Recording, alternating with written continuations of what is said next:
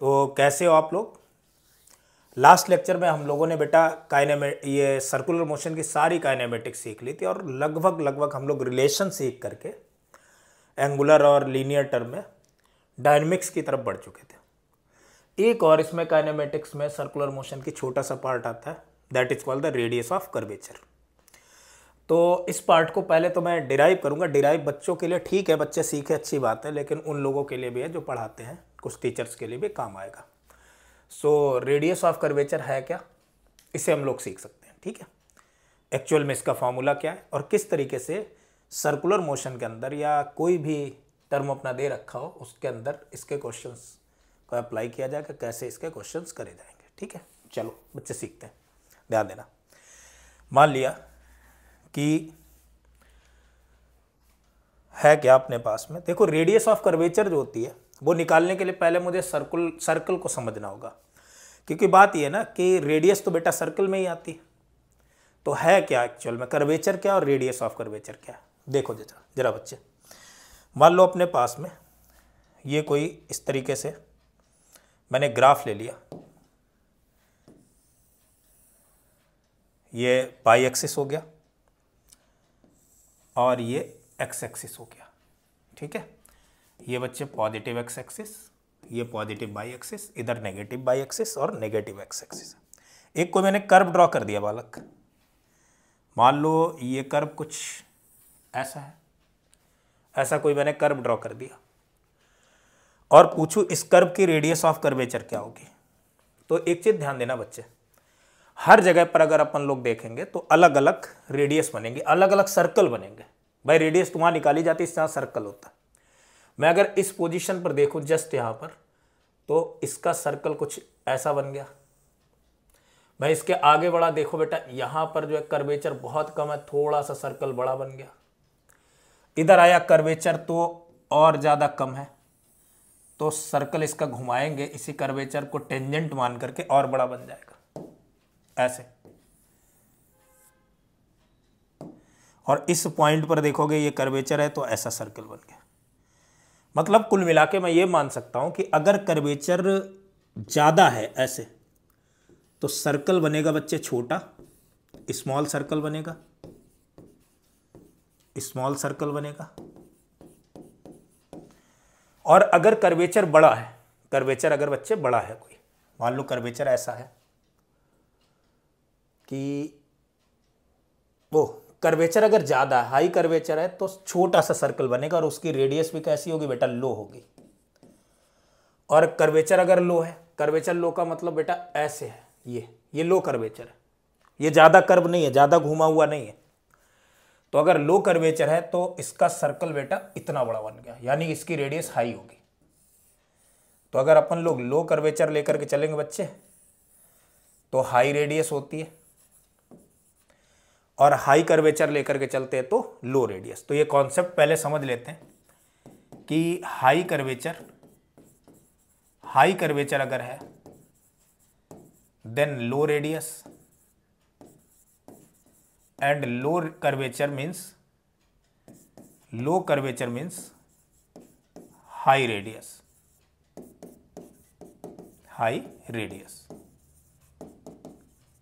High curvature means low radius and low curvature means high radius. समझते हैं जरा बच्चे बात को।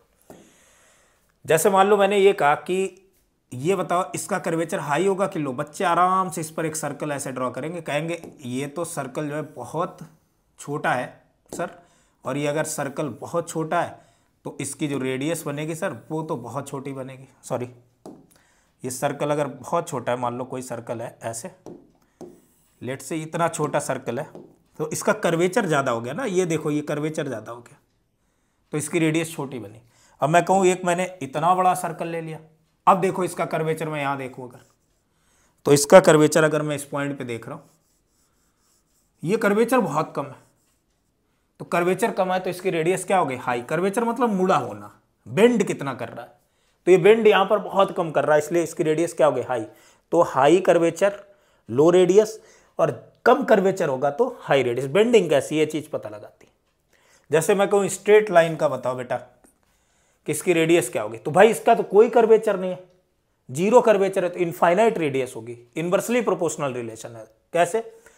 मैं अगर इस सर्कल का एक छोटा सा पोर्शन ऐसे कट करूं तो ये तो स्ट्रेट लाइन लग रही, और इस वाले पोर्शन के रेस्पेक्ट में अगर मैं देखूं तो ये सर्कल बेटा क्या है, इस सर्कल की डायमेंशन बहुत ज्यादा है। ये छोटा सा, बहुत छोटा, चिन्नू से एकदम पॉइंट लिया तो इसकी डायमेंशन इससे बहुत ज्यादा है, तो इसकी रेडियस भी इससे बहुत ज्यादा बड़ी होगी, यानी इनफाइनाइट रेडियस होगी।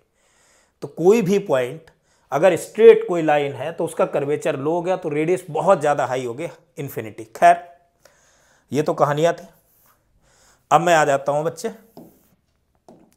कि किस तरीके से ये वैल्यू कैलकुलेट की जाएंगी, रेडियस ऑफ कर्वेचर कैसे निकालनी। मैंने मान लिया कि कोई अपने पास में इस तरीके से ये मैंने कोऑर्डिनेट सिस्टम बना दिया, ये हो गया पॉजिटिव एक्स एक्सिस और ये पॉजिटिव वाई एक्सिस हो गया। ठीक है बच्चे, कोई दिक्कत नहीं। और इधर मैंने अपना एक कर्व बना दिया ऐसे, ये कर्व है कोई। अब इस कर्व पर ये देखो कर्वेचर है, तो यहां पर मैंने एक सर्कल ड्रॉ कर दिया ऐसे, ये कोई सर्कल हो गया। तो बच्चे अगर मैं देखूं इस सर्कल के कोई सेंटर के कोऑर्डिनेट होंगे, भाई ये सर्कल ऐसे ही तो नहीं बना होगा, सर्कल के सेंटर के कोऑर्डिनेट होंगे। बेसिक मैथ में अपन लोग पढ़ भी चुके हैं कि जो सर्कल की इक्वेशन होती थी x square plus y square equal to are square, और ये इक्वेशन कब होती थी बच्चे, ये इक्वेशन तो तब होती थी जब ये सर्कल इसका सेंटर 0,0 पर है। लेकिन अगर इसका सेंटर 0,0 पर नहीं है, भाई 0,0 पर है तो यहां लिखा मैंने x माइनस 0 का whole square plus y minus 0 का whole square equal to are square. लेकिन सेंटर अगर बच्चे यहां पर कहीं है, आगे आप 12th क्लास में भी पढ़ेंगे, वो कोऑर्डिनेट जब ज्योमेट्री पढ़ेंगे, ठीक है, 11th में भी ये पॉइंट्स अगर देखेंगे तो इसका अगर सेंटर यहां कहीं और ये पॉइंट के कोऑर्डिनेट कुछ है बेटा h, k है, तो इस सर्कल की जो इक्वेशन बनेगी बच्चे वो बन जाएगी x माइनस एच का whole square plus y minus k का होल स्क्वायर। बच्चे जीरो की जगह h और k मैंने रख दिया। तो यहां पर भी मैंने ये जो सर्कल है, ये मेरे ख्याल से बच्चों नोट कर लिया होगा, तो ये जो सर्कल है बच्चे इसके भी कोई कोऑर्डिनेट होंगे x और y, 0,0 पर थोड़ी ना इसका सेंटर। तो मैंने मान लिया कि इसका जो कोऑर्डिनेट है बच्चे वो x0, y0 है, सेंटर के कोऑर्डिनेट। ठीक है, तो मेरा मन है बालक कि मैं इस सर्कल की इक्वेशन लिख दूं। बच्चे बोलेंगे सर बिल्कुल लिख दो, इक्वेशन लिख सकते हैं। और अपन को पता है अगर मैंने इसकी रेडियस लेट से r मान ली तो इस सर्कल की इक्वेशन क्या होनी चाहिए। बच्चे बोलेंगे सर इस सर्कल की तो इक्वेशन होगी x माइनस x0 का whole square plus y minus y0 का whole square equal to are square, sorry y minus y0 का whole square equal to are square. ये इक्वेशन बन गई सर्कल की। Equation of the circle is x minus x0 का whole square plus y minus y0 का whole square equal to are square, ये बनी। अब क्या करें, अब एक काम और करते हैं, डिफरेंशिएट कर देते हैं इस इक्वेशन को विद रिस्पेक्ट टू द, भाई अपन को क्या निकालनी है, आर की वैल्यू निकालनी। तो मेरे पास में एक प्लान है, मैं डिफरेंशिएट करके इसकी वैल्यू निकाल सकता हूं। ध्यान देना, मैंने एक बार इसे डिफरेंशिएट किया with respect to the x, differentiate equation 1 इसे मान लिया। So differentiate equation 1, differentiate equation 1 with respect to x, x के रेस्पेक्ट में डिफरेंशिएट इसे कर दिया। करते, अगर इसे डिफरेंशिएट करोगे तो स्क्वायर जो है उसका डिफरेंशिएशन बेटा पावर जो है वो सामने, यहां बचा x माइनस x0 प्लस इसका अगेन डिफरेंशिएशन करोगे। भाई देखो क्या होता था, पावर सामने आ जाती, पावर से कम, और इसका अगेन डिफरेंशिएशन करोगे तो ये तो कांस्टेंट है, इसका डिफरेंशिएशन क्या हो गया 0, और x का x के रेस्पेक्ट में डिफरेंशिएशन बच्चे 1 आ गया। प्लस ऐसे ही इसका करेंगे डिफरेंशिएशन, पावर सामने, पावर से 1 कम, और इसका अगेन डिफरेंशिएशन करेंगे जिसको y लेट किया बेटा, चेन रूल यही तो कहता है। तो y का क्या हो जाएगा 0, y0 का 0 क्योंकि कांस्टेंट है, और इस y का क्या होगा वेरिएबल है तो dy ओवर dx। r बच्चे इसकी रेडियस, और रेडियस क्या होती है कांस्टेंट, और कांस्टेंट का डिफरेंशिएशन तो 0 आ गया, ये टर्म बना। अब क्या किया जाए, मेरा मन है बच्चे कि मैं इसे एक बार और डिफरेंशिएट कर देता हूं। यानी डिफरेंशिएट दिस इक्वेशन, या रुको एक मिनट, मैं इस इक्वेशन को एक तरीके से और लिखता हूं। इसको मैं लिखे देना 2 कॉमन लेके उस तरफ पहुंचा दिया, 0 के पास में मल्टीप्लाई कर दिया, तो वो टर्म क्या हो गया 0, या डिवाइड कर दिया 0 हो गया। क्या बचा यहां पर बच्चे, x minus x naught plus y minus Y naught times of d Y over D x equal to 0। ये मान लिया मैंने इक्वेशन सेकेंड, ये सेकेंड इक्वेशन हो गई, कोई दिक्कत नहीं, आगे बढ़ते हैं, ध्यान देना। अब क्या काम करें, इस सेकेंड इक्वेशन को मेरा मन है कि मैं एक बार और डिफरेंशिएट करना चाहता हूं। क्यों करना चाहता हूं आगे पता लग जाएगा कि रेडियस ऑफ कर्वेचर का एक्सप्रेशन जब निकलेगा तो, ठीक है, कर देता हूं मैं। Differentiate equation 2, differentiate equation 2 with respect to x। इसे x के रेस्पेक्ट में डिफरेंशिएट करूंगा, तो इस टर्म को अगर अपन लोग x के रेस्पेक्ट में डिफरेंशिएट करेंगे तो x का इसका तो 0 हो गया, इसका x के रेस्पेक्ट में डिफरेंशिएशन बच्चे कितना आ जाएगा 1 प्लस, देखो यहां पर 2 वेरिएबल है, ये, और दोनों का क्या हो रहा है बच्चे, दोनों मल्टीप्लिकेशन में तो प्रोडक्ट रूल लगाएंगे, पहले फंक्शन का डिफरेंशिएशन, दूसरे को ऐसे ही लिखेंगे, यानी d Y over D x को अपन ऐसे ही लिख लिया, differentiation of y minus Y naught, y minus why not का बच्चे डिफरेंशिएशन क्या होगा, y का y के रेस्पेक्ट में क्या हो गया 1, वो y का x के रेस्पेक्ट में क्या हो गया d Y over D x, x के रेस्पेक्ट में कर रहा हूं, और y नॉट कॉन्स्टेंट, इसका क्या हो गया 0 प्लस। अब क्या काम करेंगे, पहले तो मैंने इस फंक्शन को ऐसे ही रखा, इसका डिफरेंशिएशन किया, अब फर्स्ट फंक्शन को ऐसे ही रखेंगे, सेकंड का डिफरेंशिएशन करेंगे, यानी first function means y minus Y naught ऐसे ही रखा, ठीक है, और सेकंड फंक्शन यानी d Y over D x का डिफरेंशिएशन मींस मैंने डबल डिफरेंशिएशन कर दिया, तो ये बन गया d two Y over D x two, that is equal to the 0। इससे मान लिया मैंने इक्वेशन नंबर 3। मेरा मन है बच्चे, देखो रेडियस ऑफ कर्वेचर अगर निकालनी है तो मैं y माइनस वाई नॉट की वैल्यू यहां से निकालूं, फिर ये वैल्यू पुट यहां पर करूं, इससे x माइनस एक्स नॉट की वैल्यू निकालूं, दोनों वैल्यू यहां पर पुट कर दूं, r की वैल्यू आ जाएगी, यही तो है ना। तो अपन लोग यहां से y माइनस वाई नॉट की वैल्यू निकाल लेते हैं, क्या आएगी, ये पूरा टर्म उठा करके उस तरफ लिए जा रहा हूं मैं।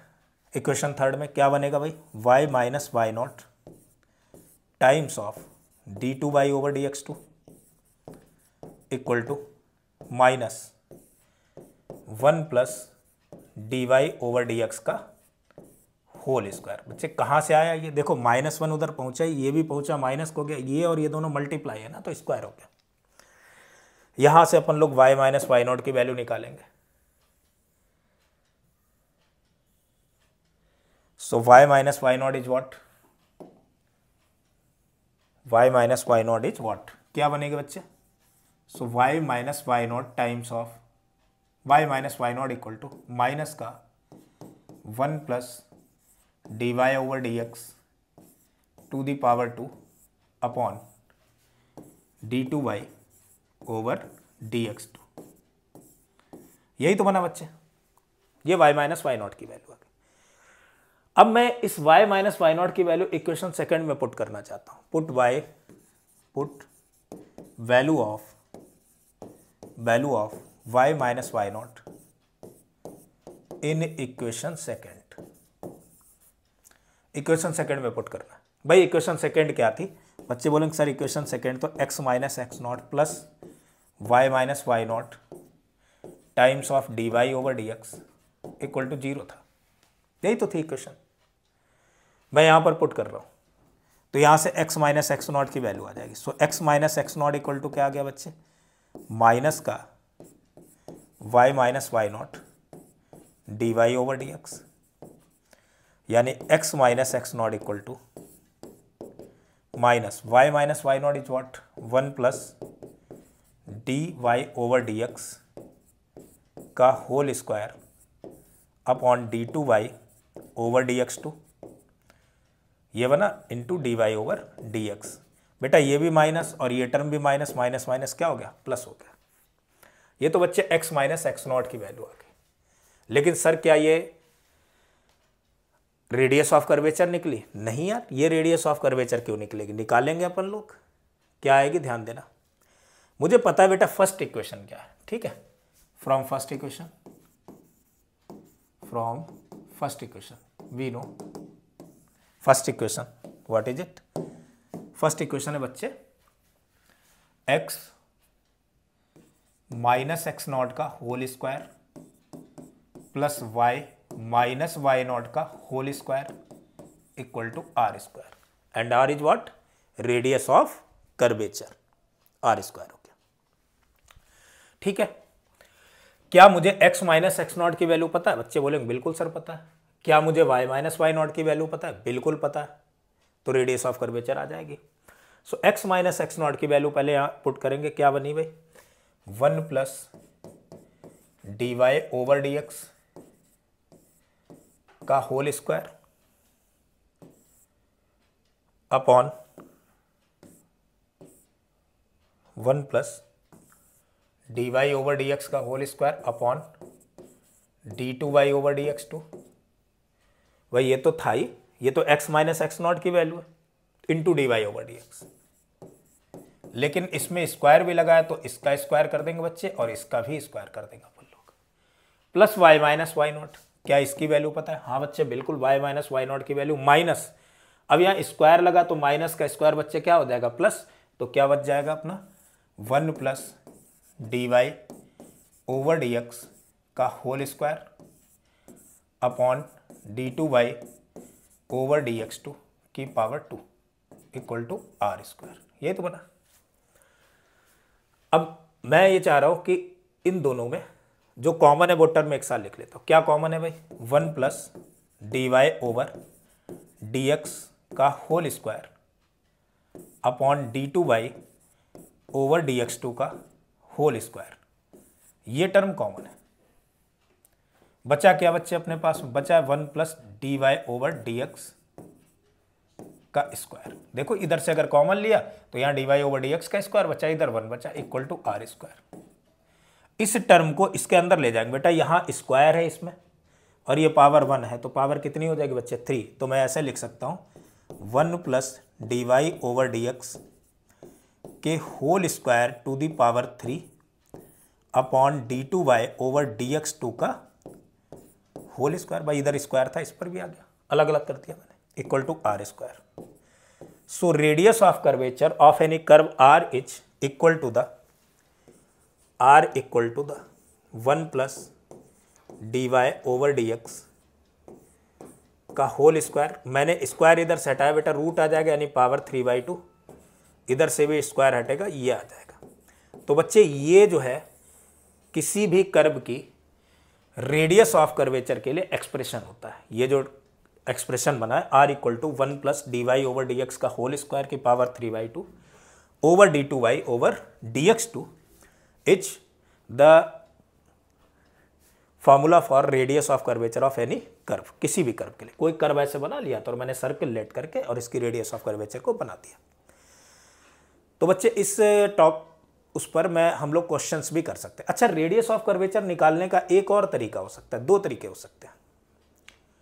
एक तरीका और क्या हो सकता है वो भी अपन लोग सीखेंगे, ध्यान देना। पहले तो अपन लोग रेडियस ऑफ कर्वेचर निकालना सीखते हैं। मान लो बच्चे, शुरुआत करते हैं कि एक कोई पार्टिकल है, जनरली प्रोजेक्टाइल मोशन पर ही क्वेश्चंस आते हैं तो अपन लोग उस पर कर लेंगे, एक आधा क्वेश्चन और अलग कर लेते हैं।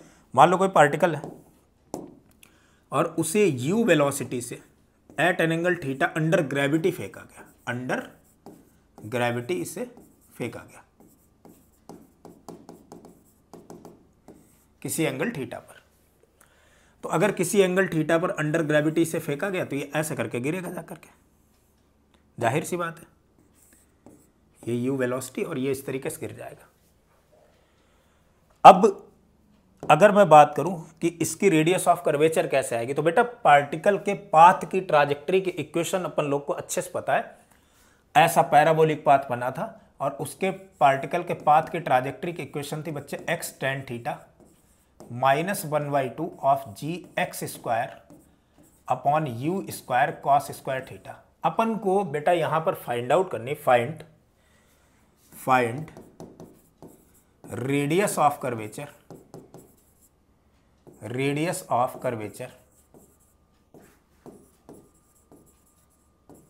Of the path at x equal to zero. x equal to zero पर मतलब जब फेंका ही गया, ये y एक्सिस सही है, x एक्सिस है, x इक्वल टू जीरो पर पूछी गई। अब भाई x इक्वल टू जीरो पर तो यही होगा, यानी x इक्वल टू जीरो भी है तो y भी जीरो है, ओरिजिन पर ही पूछ लिया। क्या काम करे बच्चे? भाई देखो, रेडियस ऑफ कर्वेचर निकालने का फॉर्मूला तो अपन लोग को पता है, क्या था, r equal to 1 plus D Y over D x का whole square to the power 3/2 upon d2y over dx2। यही तो है। क्या करेंगे, इसे डिराइव कर लिया है, निकाल लेते जरा। तो मेरा काम क्या है बेटा, मेरा प्लान ये है कि मैं इसमें dy ओवर dx निकाल लूँ और d2y ओवर dx2 निकाल लूँ। चलो dy ओवर dx पहले कैलकुलेट करते हैं बच्चे।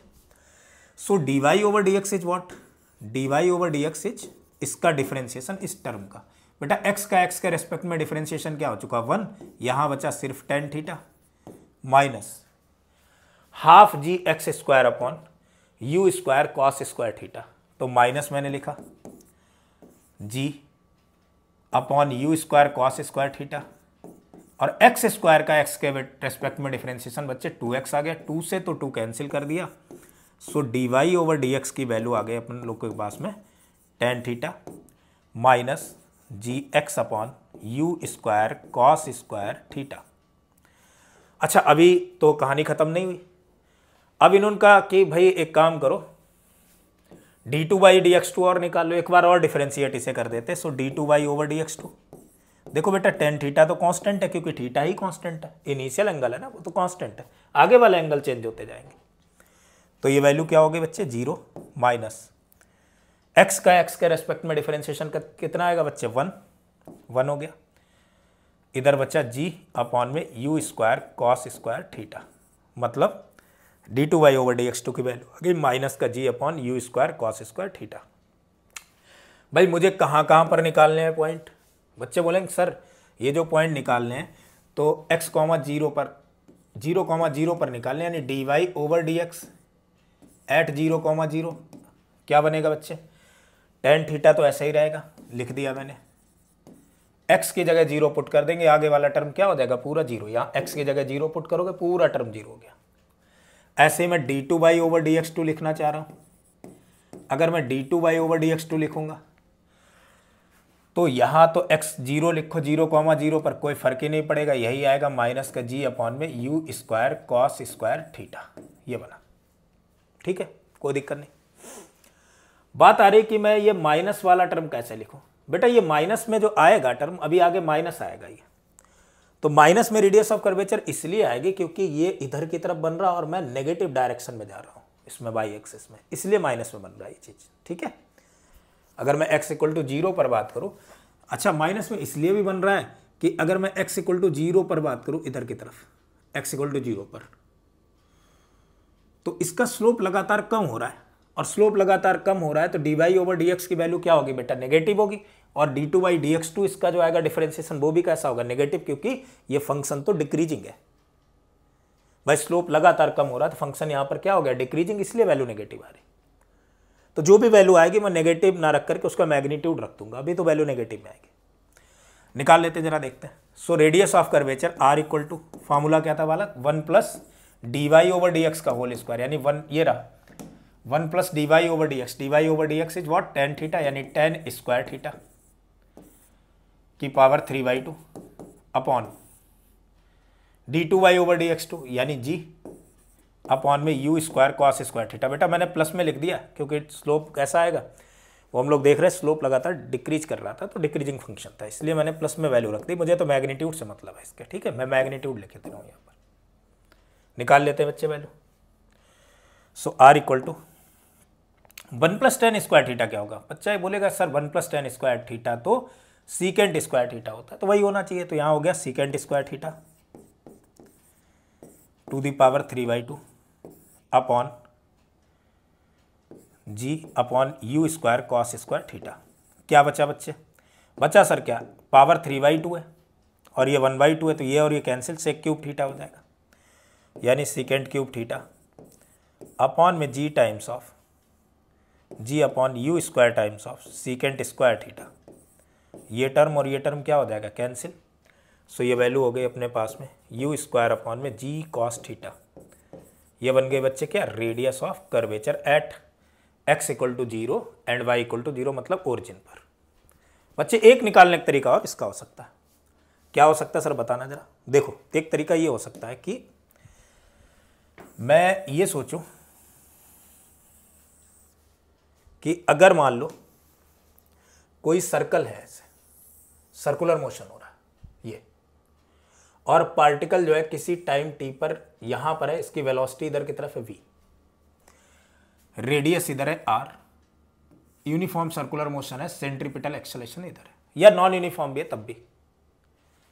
जब यहां पर पहुंचा वेलोसिटी की डायरेक्शन इधर हुई, सेंट्रीपिटल एक्सेलरेशन की डायरेक्शन इधर ही।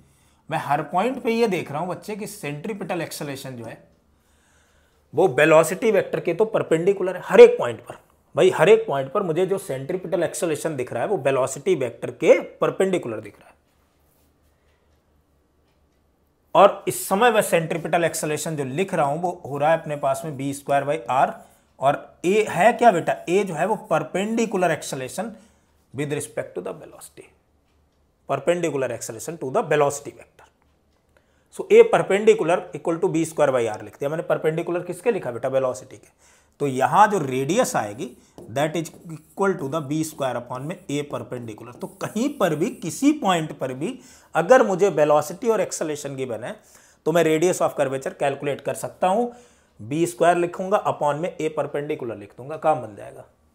बना लेते हैं जरा, देखो अगर अपन लोग देखें, ध्यान देना, तो इस पॉइंट पर आ जाते हैं बच्चे, इस पॉइंट पर यहां अगर देखा जाए तो वेलोसिटी वेक्टर तो ये रही u cos थीटा, u इधर की तरफ थीटा एंगल पर, और एक्सेलरेशन इस पॉइंट पर इधर है। बेटा ये वाला एंगल कितना है, 90 डिग्री, और ये वाला एंगल कितना है, थीटा। मैं इस वेलोसिटी के परपेंडिकुलर वाला एक्सेलरेशन लिखना चाहता हूं, यानी ए परपेंडिकुलर लिखना चाहता हूं। तो इस वेलोसिटी के परपेंडिकुलर वाला एक्सेलरेशन कितना होगा, सर ये वाला एंगल थीटा है, वेलोसिटी के परपेंडिकुलर वाला ये एक्सेलरेशन है, तो ये और ये वेक्टर दोनों परपेंडिकुलर, यानी पूरा एंगल कितना बना बच्चे, ये वाला पूरा एंगल बना 90 डिग्री, ये थीटा, तो ये वाला एंगल तो हो गया 90 माइनस थीटा, और ये 90 माइनस थीटा, तो ये भी तो बालक 90 है, तो ये वाला एंगल कितना हो गया, थीटा। और इतना एंगल अगर थीटा ये जी है तो ए परपेंडिकुलर की तो वैल्यू आ गई बच्चे कितनी, जी कॉस थीटा। अभी मैंने बताया कि रेडियस ऑफ कर्वेचर जो होगी वो वी स्क्वायर वेलोसिटी का स्क्वायर उसी इंस्टेंट पर, और उसी इंस्टेंट पर एक्सेलरेशन की परपेंडिकुलर वैल्यू। मुझे पता है बेटा इस इंस्टेंट पर जो वेलोसिटी है वो कितनी है, यू स्क्वायर, और एक्सेलरेशन की परपेंडिकुलर वैल्यू यहाँ पर कितनी आ चुकी है बच्चे, जी कॉस थीटा।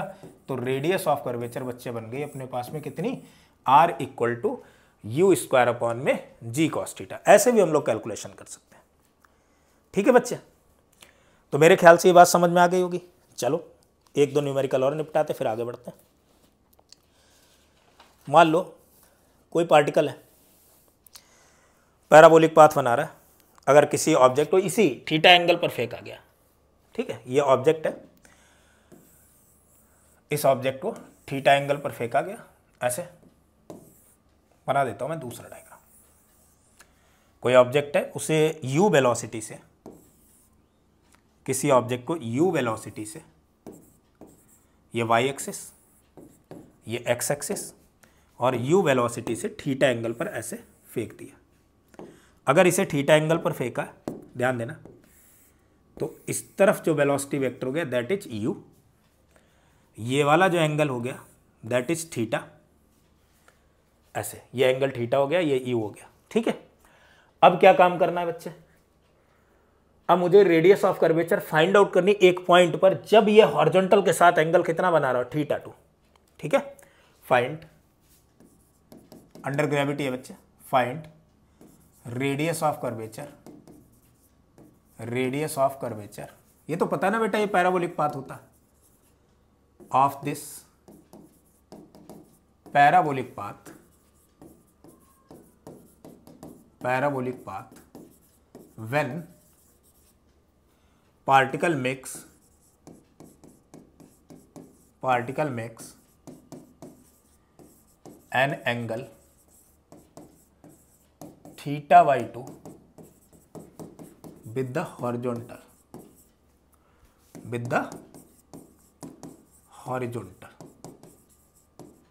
हॉरिजॉन्टल से जब ये पार्टिकल कितना एंगल बनाएगा, थीटा बाई टू बनाएगा, उस टाइम पर हम लोग को radius of curvature find out करनी। चलो कोई बात नहीं, निकालते हैं, ध्यान देना, निकालते हैं बच्चे। देखो मान लो इस पोजीशन पर पहुंचा और इसने जो है वेलोसिटी वेक्टर ने हॉरिजॉन्टल के साथ थीटा बाई टू एंगल बनाना चालू कर दिया। पार्टिकल ने बनाया, मतलब वेलोसिटी वेक्टर ने बनाया, ठीक है। तो क्या बच्चे मुझे कर्व की इक्वेशन पता थी? अब भाई अगर इसने थीटा बाई टू एंगल बनाया तो मैं एक चालाकी कर सकता हूं, मैं बार बार D Y over D X निकालने की मेरे को जरूरत नहीं है भाई। मैं इसी पॉइंट को यहां जो वेलोसिटी वेक्टर एंगल बना रहा, मैं इस पर टेंजेंट ना ड्रॉ कर दूं अच्छे से, और अगर ये मैंने टेंजेंट ड्रॉ कर दी तो बेटा ये भी तो थीटा बाई टू एंगल हो गया यार। एक तो तरीका था कि मैं y equal to X tan theta minus half G X square U square cos square theta बनाता। एक तरीका है जब मुझे पता है कि D Y over D x equal to tan theta होता है और थीटा बाई टू हॉरिजॉन्टल से एंगल बना रहा है, तो मैं सीधे ना कैलकुलेशन चालू करूँ भाई, ये बात तो मुझे पता है ना, तो मैं डायरेक्ट कैलकुलेशन चालू करूँगा। लिख लेता हूँ यार, देखो।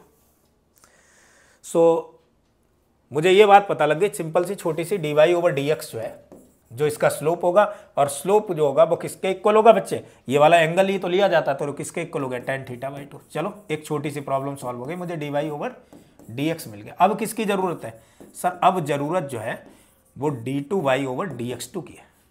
अगर ये और निकल आया, अपन लोग रेडियस ऑफ कर्वेचर का फॉर्मूला लगाएंगे और आंसर आ जाएगा। अच्छी बात है, निकल आएगा, क्यों नहीं निकलेगा भाई। एक काम करता हूं मैं, अच्छा मुझे पता है y की वैल्यू, y इक्वल टू क्या था बच्चे, y इक्वल टू था X tan theta minus half G X square upon U square cos square theta.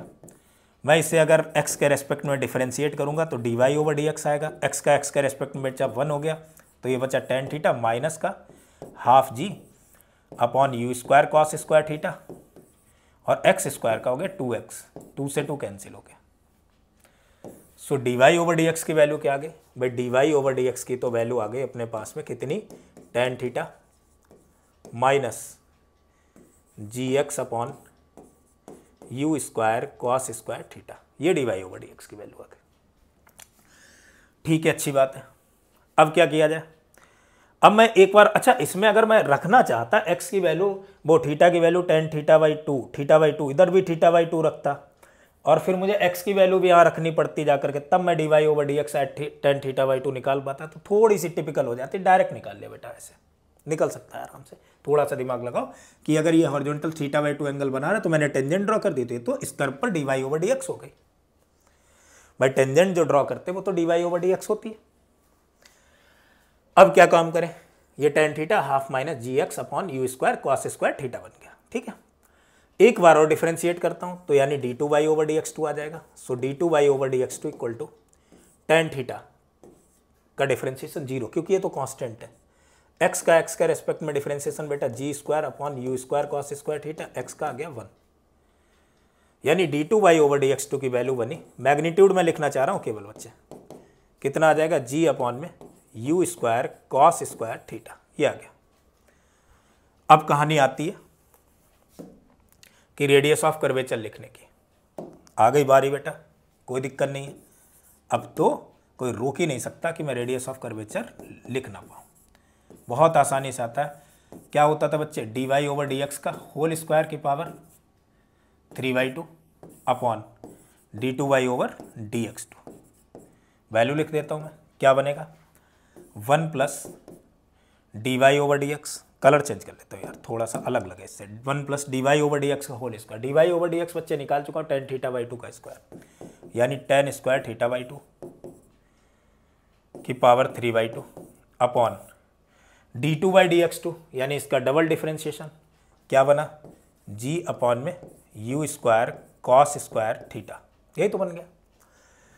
इसे और अगर हम लोग सॉल्व करेंगे तो पावर 3/2 है बच्चे, क्या बन जाएगा, 1 प्लस टेन स्क्वायर थीटा बेटा secant square theta by to हो गया, इसकी पावर 3/2 का मतलब सीकेंड क्यूब थीटा बन गया जाएगा अपॉन में G U square cos square theta ऊपर पहुंच जाएगा, ये बना टर्म।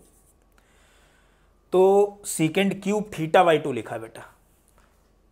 इस टर्म को अपन लोग कन्वर्ट कर सकते हैं और चाहो तो ऐसे ही लिख लो, आ गया आंसर। इसी को ऐसे ही लिख लेते हैं।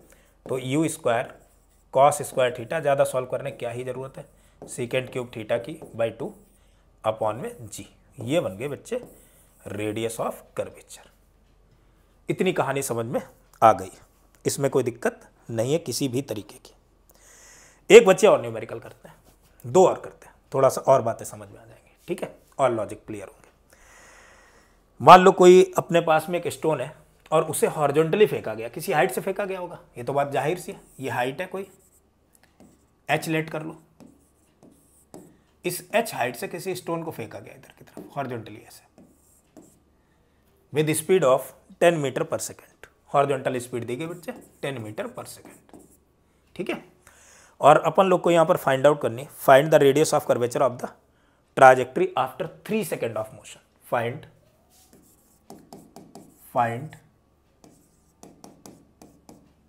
Radius of curvature of trajectory, radius of curvature of trajectory after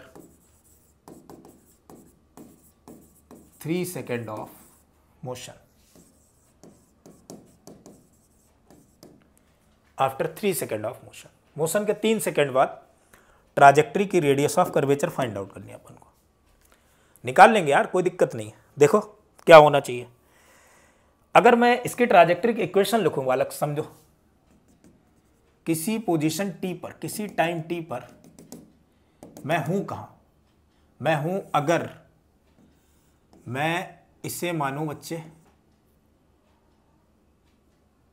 ये पॉइंट मैंने लेट कर लिया x, y यहां के रेस्पेक्ट में, इसे ओरिजिन अगर माना तो, और अगर इसे ओरिजिन मानता तो अलग बनता। चलो, तो इनिशियल जो वर्टिकल वेलोसिटी बच्चे वो कितनी है, 0। भाई इनिशियल वर्टिकल वेलोसिटी इसकी कितनी हो गई, 0, और इनिशियल हॉरिजॉन्टल वेलोसिटी बेटा कितनी हो गई, वो 10 मीटर पर सेकेंड है। तो क्या मैं x को ux इंटू टी लिख सकता हूं? तो t की वैल्यू बच्चे आ गए x अपॉन ux, और ux की वैल्यू तो हो गई 10। एक इक्वेशन बन गई, ट्राजेक्टरी की इक्वेशन बना रहा हूं अलग। दूसरी इक्वेशन सर क्या हो सकती है, दूसरी बनाएंगे यार, क्या हो सकती, क्या दूसरी इक्वेशन बनेगी। दूसरी इक्वेशन क्या हो सकती है भाई, दूसरी इक्वेशन मैं y की बना सकता हूं। मुझे पता है y इक्वल टू भी क्या होगा, u/t माइनस हाफ जी इंटू टी स्क्वायर, और uy क्या हो गया बच्चे 0, तो y की वैल्यू आ गई बच्चे माइनस का हाफ जी टी स्क्वायर की जगह एक्स स्क्वायर अपॉन में 100। ये बना, ये तो वैल्यू आ गई, ठीक है, कोई दिक्कत नहीं। इसे मैं x के रेस्पेक्ट में अगर डिफरेंशिएट कर दूं, क्या dy/dx आ जाएगा? बच्चे बोले बिल्कुल आ जाएगा, और सर उसकी वैल्यू तो होगी माइनस का gx अपॉन में 2gx अपॉन में 2 इंटू 100, 2 से 2 उड़ा दिया, सो dy/dx की वैल्यू gx अपॉन में 100 हो गई। वो भी किस में हो गई बच्चे, माइनस में। क्या मैं इसे डबल डिफरेंशिएट करूं? बिल्कुल कर लो भाई। अगर इसे डबल डिफरेंशिएट करेंगे तो d2/dx2 आ जाएगा, and what is the value of d2/dx2, that is equal to x का x के रेस्पेक्ट में 1, यानी माइनस का g/100। बेटा मैं मैग्नीट्यूड केवल लिखना चाह रहा हूं, और इधर भी मैग्नीट्यूड लिखना चाह रहा हूं। तो अगर मैं मैग्नीट्यूड सिर्फ लिखूंगा तो d2/dx2 की वैल्यू कितनी आ जाएगी बेटे, d2/dx2 की तो वैल्यू आ गई अपने पास में g/100, ये तो बनी। और dy/dx की वैल्यू कितनी आ जाएगी, अगर मैं dy/dx की वैल्यू लिखूंगा तो x की जगह बेटा कितना है, 30 है ना, x की जगह कितना बच्चे, वो x की जगह कितना बेटा 3 है, वो 30, सॉरी x की वैल्यू मुझे कैलकुलेट करनी, so x is 30 into T की वैल्यू 3 सेकेंड, x की वैल्यू 10 है, that is 30 metre. So x की जगह 30 रख दूंगा, तो यानी dy/dx की वैल्यू आ गई बेटे कितनी आ गई, 30g अपॉन में 100। मैं इसे कैलकुलेट करूं तो 30, g की वैल्यू 10 अपॉन में 100, 0 0 सारे कैंसिल, सॉरी क्या ही हो गया ये,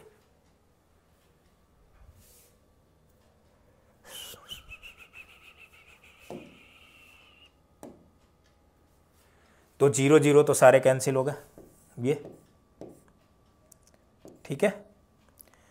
बचा क्या अपने पास में, बच्चे dy/dx है, उसकी वैल्यू आ गई कितनी आ गई बच्चे 3, और d2/dx2 की वैल्यू आ गई g/100 means 10/100 that is equal to 1/10। So radius of curvature is what 1 plus dy/dx का होल स्क्वायर की पावर 3/2 अपॉन में d2/dx2 यानी 1 प्लस dy/dx दैट इज 3 का स्क्वायर बच्चे 9 की power 3/2 upon d2/dx2 that is equal to 1/10। तो ये तो टर्म ऊपर पहुंच जाएगा 10 और ये पहुंच गया 10 की पावर 3/2 एंड 10 की पावर 3/2 मीन्स 10√10 मीन्स 100√10 मीटर। ये रेडियस ऑफ कर्वेचर बन गई। तो मेरे ख्याल से बच्चे बहुत सारी बातें रेडियस ऑफ कर्वेचर के बारे में क्लियर हो गई होंगी, और एक दो बातें समझ लेते हैं इससे, ठीक है। एक न्यूमेरिकल और देख लेते हैं। मान लो कोई पार्टिकल है और वो एक्स वाई प्लेन में मोशन कर रहा है। A particle is moving, a particle is moving in xy plane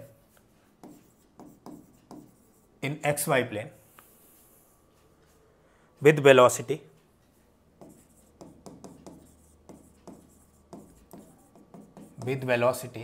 v equal to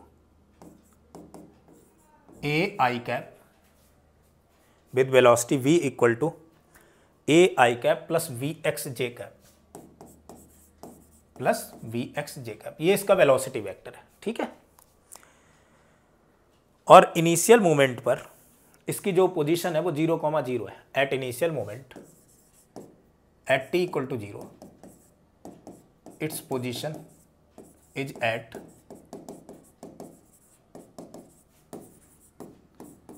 0,0, इसकी पोजीशन जो है वो 0,0 है t इक्वल टू 0 पर, ठीक है, कोई दिक्कत नहीं। हमें जो फाइंड आउट करनी है first the equation of trajectory of particle, the equation of trajectory of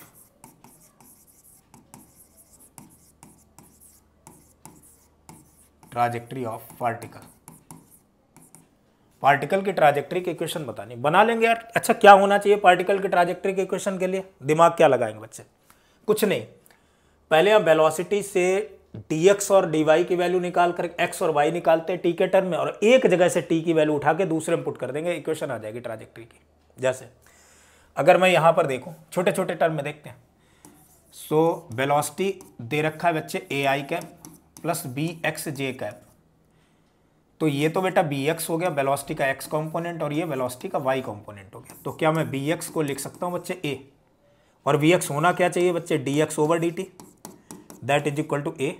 so dx equal to a dt, इसे मैं इंटीग्रेट कर दूंगा। dx का इंटीग्रेशन बच्चे x आ गया, a dt का इंटीग्रेशन क्या आ जाएगा t, लिमिट तो बेटा 0 से t और यहाँ 0 से x, क्योंकि इनिशियली t इक्वल टू 0 पर ये 0 पर है और किसी इंस्टेंट t पर ये x पर पहुंच गया, इनिशियली 0 पर है, t इक्वल टू 0 पर। सो x की वैल्यू आ गई यहाँ से a इंटू टी, ये x की वैल्यू है। दूसरी देखो बच्चे, दूसरी मुझे पता है vy, ये vy है, ये किसके इक्वल है बच्चे vx के इक्वल है। सो vy को क्या लिख सकते हैं बालक dy/dt, लेकिन बच्चे ये x कांस्टेंट तो है नहीं, t का एक फंक्शन है, तो इसकी जगह at लिख देंगे। तो यहाँ क्या लिख दिया मैंने at, again dy equal to क्या बन जाएगा बच्चे b/at dt, इंटीग्रेट कर दो फिर से t इक्वल टू 0 पर, y की पोजीशन 0, किसी इंस्टेंट t पर ये y हो गई। सो y की वैल्यू आ गई अपने पास में va, t का इंटीग्रेशन बच्चे d²/2 आ गया, ये y की वैल्यू। अब क्या काम करते थे, मैंने बताया x और y की t के टर्म में इक्वेशन आई, एक जगह से t की वैल्यू उठाओ दूसरी जगह पुट कर दो। मैं यहाँ से t की वैल्यू उठा लूँ, तो यहाँ से अगर मैंने t की वैल्यू आ गई वो कितनी हो गई बच्चे x/a, इधर पुट कर दी। सो y इक्वल टू आ गया बेटा ba, एंड t की जगह x²/a यानी कि 2a², ये और ये टर्म कैंसिल।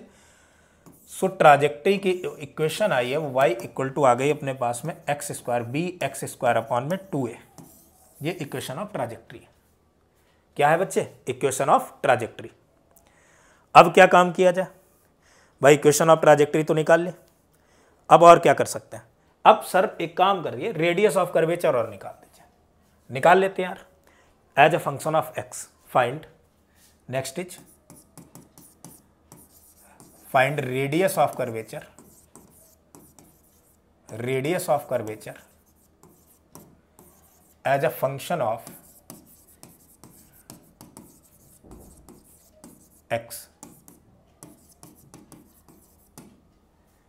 एक्स के फंक्शन में रेडियस ऑफ कर्वेचर निकालनी। तो रेडियस ऑफ कर्वेचर निकालने के लिए पहले तो बच्चे dy ओवर dx निकाल लेते हैं। dy ओवर dx की वैल्यू बेटा b upon 2a constant, x square का हो गया 2x, 2 से 2 कैंसिल, सो vx अपॉन में a, ये dy ओवर dx आ गया। अब बच्चे d2y ओवर dx2, एक बार और इसे डिफरेंशिएट करोगे तो b अपॉन a बचेगा, यही तो बना, b अपॉन a बचा, सिर्फ यही तो आया बच्चे, ठीक है। सो d2y ओवर dx2 की वैल्यू b बाई है, x का x के रेस्पेक्ट में कितना हो गया 1। सो रेडियस ऑफ कर्वेचर क्या होता था बच्चे 1 प्लस dy ओवर dx का होल स्क्वायर की power 3/2 upon d2y over dx2, यानी r इक्वल टू आ गया 1 प्लस dy ओवर dx का होल स्क्वायर, इसका स्क्वायर dy ओवर dx यानी bx का whole square, b square x square upon a square की power 3/2 upon d2y dx2 is what? d2y dx2 is v upon a। मैं इसे और calculate कर लेता हूँ, थोड़ा सा बचा। So radius of curvature r equal to ये बन जाएगा a square plus b square x square की पावर 3/2 अपॉन a स्क्वायर की पावर 3/2, स्क्वायर से स्क्वायर कैंसिल, कितना बचा a cube, b upon a की जगह a अपॉन b मैंने लिख दिया, a से ये कैंसिल, a स्क्वायर बन गया। सो रेडियस ऑफ कर्वेचर की तो वैल्यू आ गई a square plus b square x square की पावर 3/2 अपॉन में b a स्क्वायर, ये रेडियस ऑफ कर्वेचर हो गई। तो मेरे ख्याल में ये, सॉरी ये b कहाँ से आ गया, इधर था ये भी। तो मेरे ख्याल में बच्चों आज का टॉपिक जो रेडियस ऑफ कर्वेचर था वो अपन लोगों ने सीख लिया। अगला जो नेक्स्ट लेक्चर होगा, लेक्चर नंबर 6, उसमें हम लोग यूनिफॉर्म सर्कुलर मोशन के बारे में पढ़ेंगे। उससे क्या क्या रिजल्ट निकल सकते हैं, क्या क्या केसेस बन सकते हैं जिनको डायरेक्ट लगा करके हम लोग क्वेश्चंस को सॉल्व कर सकते हैं। तब तक के लिए बच्चे जय हिंद, जय श्री राम।